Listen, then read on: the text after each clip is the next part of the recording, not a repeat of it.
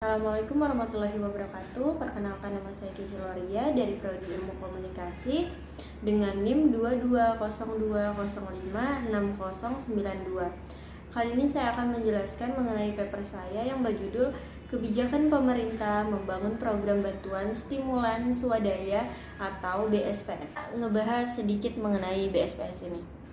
Pembangunan kesejahteraan sosial pada hakikatnya dilaksanakan oleh pemerintah bersama-sama dengan masyarakat. Dengan demikian, diperlukannya lingkungan kerja yang kondusif yang mendorong masyarakat untuk dapat berperan aktif secara optimal dalam pembangunan kesejahteraan sosial itu. Nah, program BSPS ini merupakan salah satu program peningkatan kesejahteraan masyarakat yang dalam proses pelaksanaannya melibatkan masyarakat secara swadaya, gunanya untuk peningkatan kualitas rumah tidak layak huni menjadi rumah layak huni. Kalau bentuk-bentuk BSPS dia ada dua. Yang pertama uang, yang kedua adalah barang. Nah, untuk BSPS yang berupa uang digunakan untuk membeli barang bangunan dan membayar upah kerja tukang bangunannya. Sedangkan BSPS yang berbentuk barang itu berupa prasarana utilitas umum atau PSU. Menganalisis ada 4 indikator. Yang pertama itu ada kompleksitas masalah. Nah, kompleksitas masalahnya ini adalah masyarakat berpenghasilan rendah atau MBR merupakan masyarakat yang memiliki keterbatasan daya beli, sehingga perlu mendapatkan dukungan dari pemerintah dalam memperoleh rumah yang layak.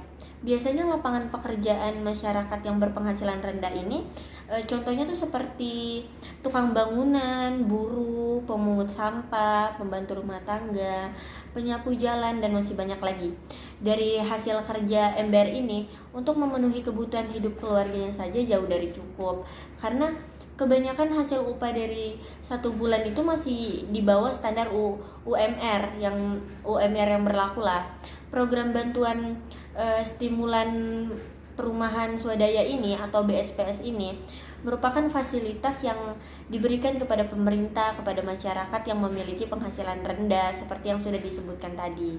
Nah, itu merupakan kompleksi masalah kenapa bisa kebijakan ini ditetapkan. Jadi untuk membantu adanya pekerja yang penghasilannya masih di bawah UMR ini. Selanjutnya yang kedua, ketersediaan informasi. Oke, ini adalah informasi mengenai program kebijakan BSPS. Jadi, pada program BSPS tahun 2020, Kementerian PUPR mengalokasikan program BSPS untuk 220.000 unit rumah yang tidak layak huni dengan anggaran sebesar 4,69 triliun. Wow. Program BSPS tersebut dilaksanakan Kementerian PUPR di 33 provinsi di 579 lokasi yang tersebar di seluruh wilayah Indonesia. Wow, berdasarkan data yang ada di Rektorat Jenderal Perumahan Kementerian PUPR, program kegiatan padat karya untuk BSPS melibatkan sekitar 879 orang koordinator fasilitator dengan upah per bulannya sekitar 6 juta per bulan. Nah, selain itu TFL yang bertugas mendampingi masyarakat dalam proses pembangunan rumah tercatat sebanyak 4.397 orang dengan gaji per bulan sekitar 4,5 juta per bulan.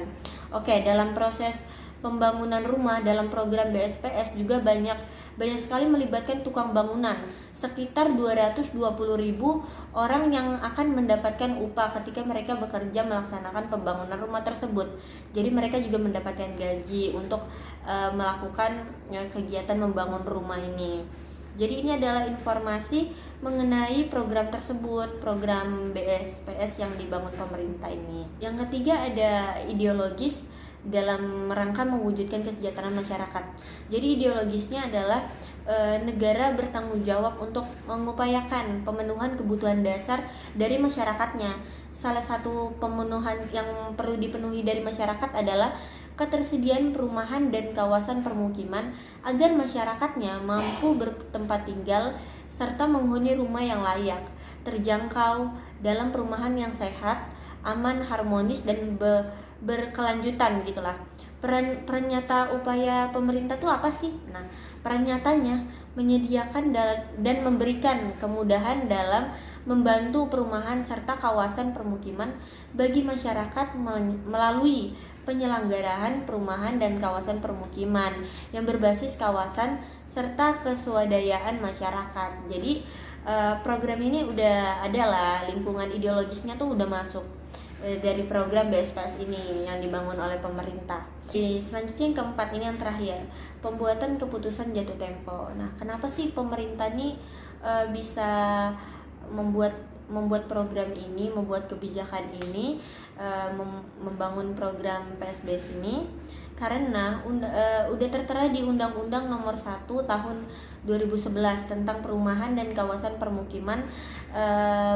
Pokoknya di situ udah tertera kalau negara bertanggung jawab untuk kenyamanan tempat tinggalnya masyarakatnya. Rumah yang layak merupakan rumah yang memenuhi persyaratan keselamatan bangunan dan berkecukupan. Minimal luas bangunannya juga itu ditentukan, serta kesehatan penghuni. Jadi pemerintah menetapkan program ini dikarenakan banyaknya masyarakat MBR, masyarakat berpenghasilan rendah yang masih menempati tempat tinggal yang tidak layak. Jadi itulah yang membuat pemerintah untuk menetapkan kebijakan dan membangun program BSPS ini. Nah, mungkin itu saja pemaparan dari paper saya yang saya buat. Sekian dan terima kasih.